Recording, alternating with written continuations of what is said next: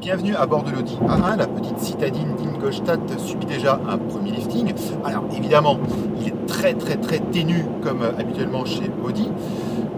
Là, les principales nouveautés, outre une direction électrique à la place d'une direction hydraulique, c'est principalement les motorisations. On a notamment deux 3 cylindres, un essence et un diesel. 3 cylindres essence de 95 chevaux qui arrivera lui en avril 2015 et un autre 3 cylindres diesel de 90 chevaux qui remplace celui de 1,4 litre de mémoire. Qui dit nouveau moteur dit aussi abaissement des seuils de CO2. Là c'est le cas. Et on a aussi généralement, qui va de pair avec, c'est un gain de puissance et de couple. En fait l'avantage aussi de ces nouveaux blocs moteurs, en fait, les seuils de CO2 sont abaissés et quasiment, là, il n'y a quasiment plus de version qui est malucée, ou alors, s'il y a un malus, il est très faible. Alors ici, on a l'essai le 1,4 litre TFSI de 150 chevaux accouplé à une boîte à double embrayage S-tronic. Ce moteur, il a la particularité d'être ce qu'on appelle cylindre à la demande, c'est-à-dire qu'en fait, quand on est à un régime régulier, à une vitesse stabilisée, il y a 2 cylindres qui se coupent et on roule donc sur 2 cylindres. Alors, quel est l'intérêt ?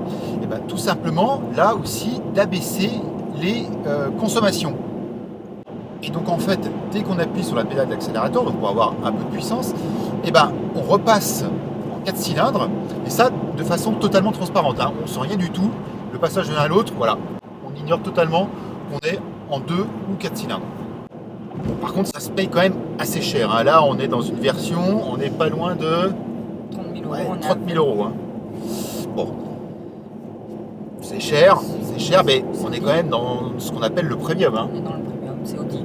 C'est Audi, voilà.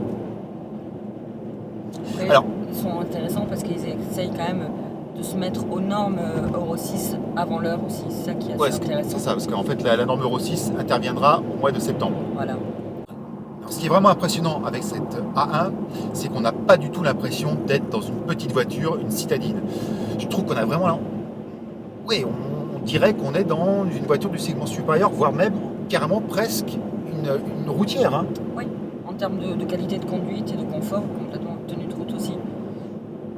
Même, oui, c'est ça, c'est vraiment un ensemble.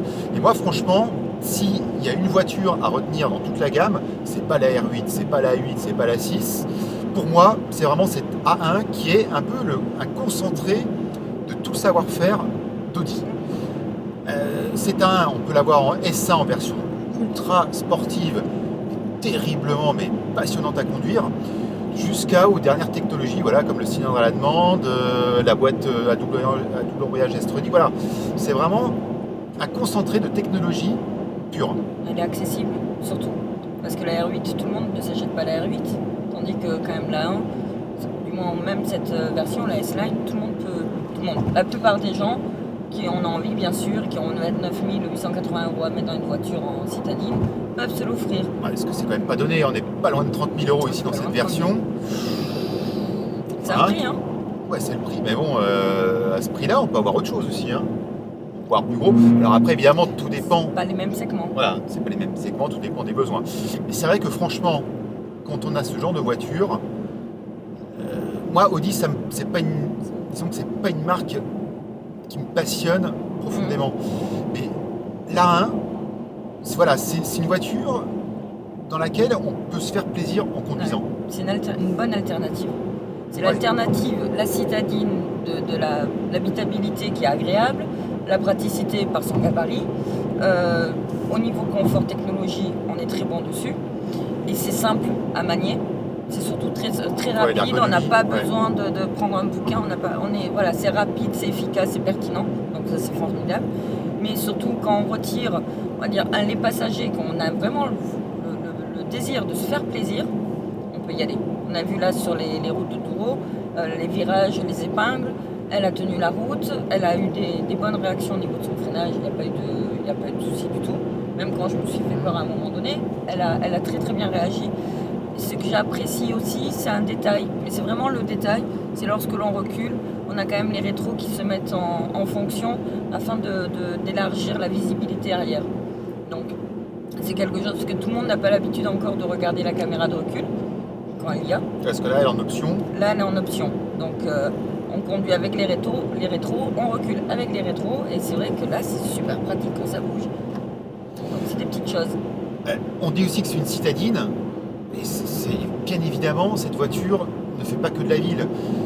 Là, on est sur l'autoroute. Franchement, moi, j'imagine parfaitement faire 1000 km d'une seule traite et d'arriver pas fatigué. Voilà, c'est... Alors, nous sommes quand même dans les passagers avant. Toi conducteur, moi passager avant. Oui. Après, il oui. faut voir derrière. Les personnes, les passagers arrière, comment eux pourraient se sentir. Parce qu'il y a quand même... Oui, 1000 km, il n'y a pas beaucoup de place, oui. C'est quand même restreint. Enfin, c'est une citadine aussi, hein, Voilà. c'est pas non plus ce type de voiture, on n'a pas un espace arrière qui est gigantesque. Hein. Ça reste, Donc, elle est dans la norme. ça peut être une routière, mais pour un couple. Oui. Ça irait très bien. Pour une famille, non. Pas en Non, famille. non. En couple,